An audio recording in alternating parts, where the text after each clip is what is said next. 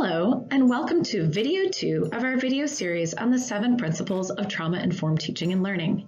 In this video, we'll be discussing Principle 2, Trustworthiness and Transparency.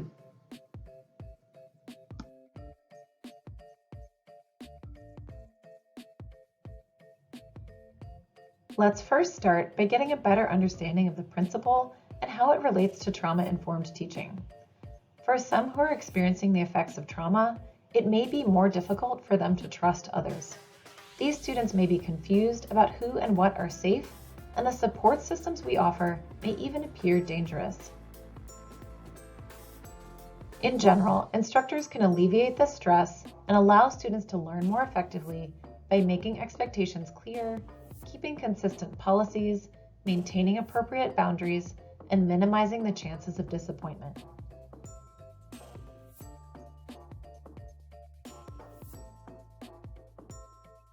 Let's take a look at 7 quick tips for instructors to increase trustworthiness and transparency.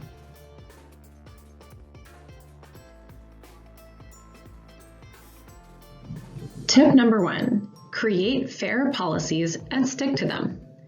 You might think that the best way to help students who are struggling is to make exceptions, but it can be hard to know and give accurate judgments about the reasons why students miss class or turn in an assignment late. A fairer approach for you and the students might be to build a reasonable amount of flexibility directly into your policies. For example, instead of saying, "No absences allowed without a doctor's note or proof of an emergency," which could be invasive and put undue burden on vulnerable students, consider simply allowing all students to miss a specified number or percentage of classes. When you do need to enforce the consequences stipulated in your policies, be sure to explain the reasons why in a fair and neutral way and guide students to see what they can do to improve in the future.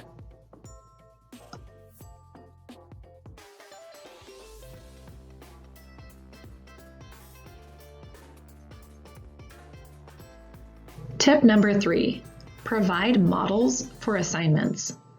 A picture is worth 1,000 words. While you can and should describe what you're looking for in an assignment in detail, nothing will communicate your expectations better than an example. To get examples, you might try completing the assignment yourself before you give it to your students. This will really help you work out some of the kinks too. Another idea is to look for publicly available examples, such as a TED Talk for a presentation. With the student's permission, it's often very helpful to provide samples of student work from previous semesters. And you might even consider turning to ChatGPT to generate some models, though you'll have to adjust the assignments so that students can't just do the same. Whatever models you provide, it can be very effective for communicating expectations to have students evaluate those models using your rubric, which brings us to our next tip.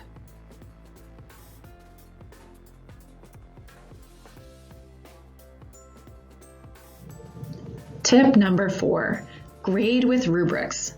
For open-ended assignments, such as papers, projects, presentations, and even discussion board posts, nothing will reduce a sense of grading anxiety for you and your students more than a rubric.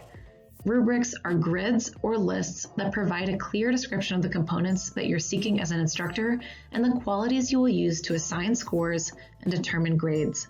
Rubrics should always be provided before a student begins work on an assignment for maximum transparency and effectiveness. To learn more about rubrics, check out the link to our resources on the Hub found on the last slide.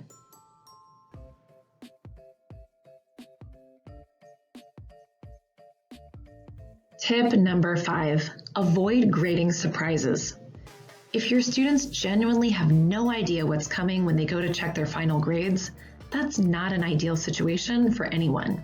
The better situation is that feedback is clear and frequent throughout the semester so that you and your students can change course along the way and increase everyone's chances of success before it's too late. One simple way to avoid surprises is to simply keep grades posted and up to date through Blackboard or another learning management system, and then make sure students know how and when to check their grades. Another idea is to schedule short, one-on-one student conferences about grades at least once during the semester. When it comes to large, high-stakes projects and papers, include multiple checkpoints along the way so that students can get feedback and make sure they're on the right track. And if you think students aren't really paying attention to or benefiting from the feedback that you're taking so much time to give, ask them to respond or even resubmit with corrections.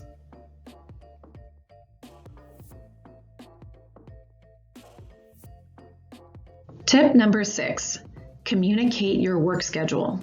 Setting and advertising your office hours are a helpful start, but you might also want to share information with students about when you generally are or are not available.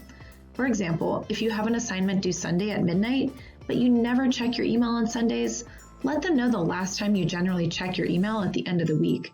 Or better yet, schedule the assignment deadline at a time when you are working. Similarly, it can reduce student anxiety to communicate your turnaround time for grading assignments. Just be sure to stick to it or update students if there is a change.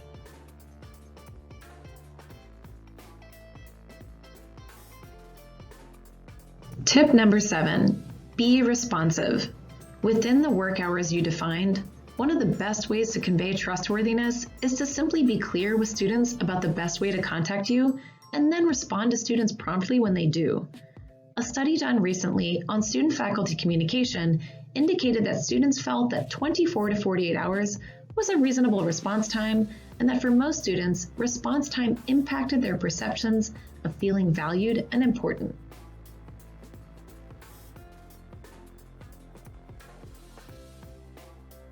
Thanks for watching.